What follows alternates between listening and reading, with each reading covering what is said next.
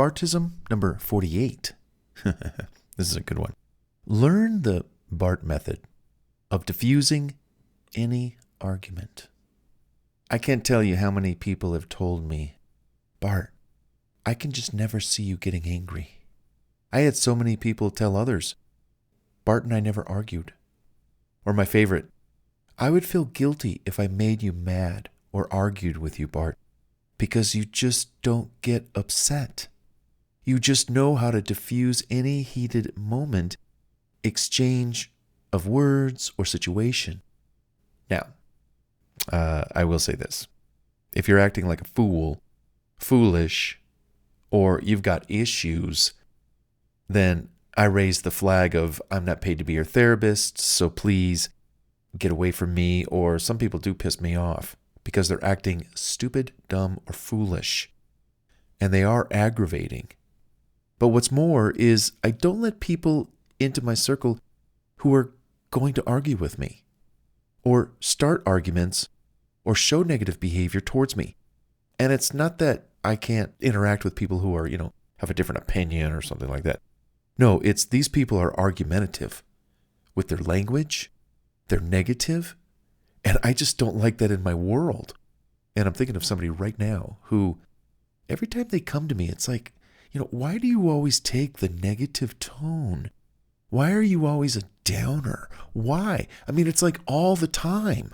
Every time. Every time I hear from you, it's negative.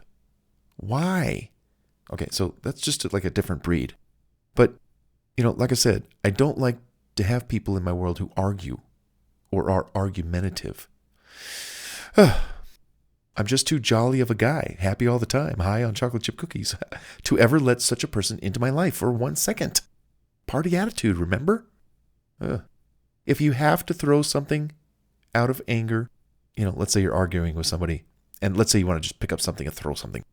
I suggest you throw a paper napkin or a paper towel. Yeah.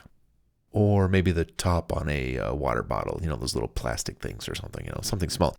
If you're taller than the person you're arguing with, here's a suggestion, and here's where I'm getting at to my point here.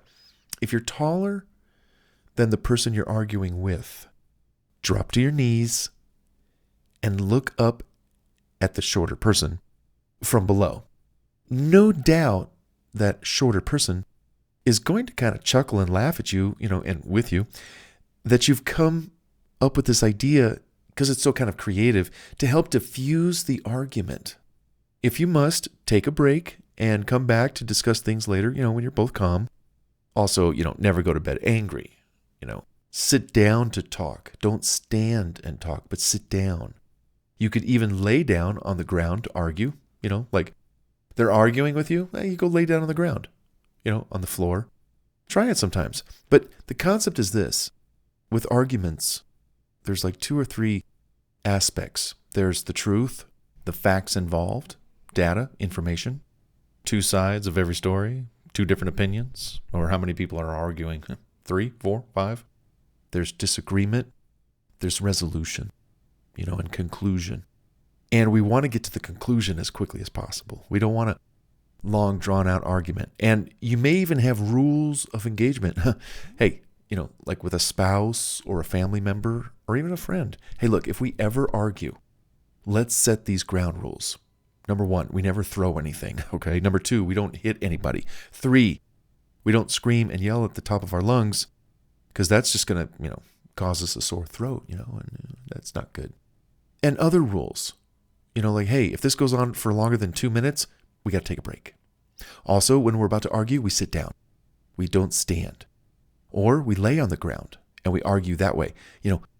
Bring that tension down a notch. And that's what the concept of somebody taller is on their knees, because you're just bringing that.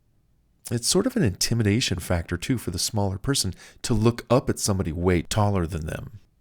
Picture like a basketball player, arguing with somebody shorter. That's intimidating. So the basketball player, in this example, just gets on their knees. They still might be taller. But the point is, hey, I'm on my knees and I'm looking up at you, honey. Picture this being an argument between a husband and wife or a boyfriend, girlfriend. And I got my hands on your waist And go ahead, argue at me, yell, scream at me. She can't. She's laughing. She's like, come on, stand up. This feels weird. Good. That's what I needed it to feel. So we don't go at each other, arm in arm, fist and fist, fighting. Because I don't like that. But another thing about diffusing arguments is to see them coming. Be preventative. Watch out for things that are going to occur in all aspects of life. What's going on activity-wise in the beginning of the day, in the afternoon part of the day, the evening part, the sleeping part, these different quadrants of the day, what's going on that you can predict, oh gosh, I forgot to do this, or I didn't do this, or they didn't do this, which caused this to happen. That's due tomorrow. I need to make sure that I got to go talk to them.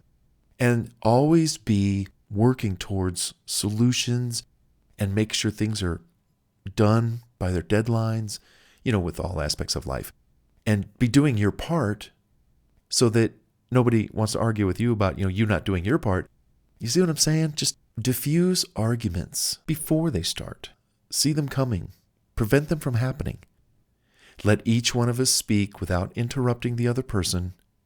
Get all the cards on the table, and then let's go for a mutual resolution that we're both happy with. Even if we both agree to disagree. But we both respect our opinions. Now let's go to lunch. I'm hungry. My treat.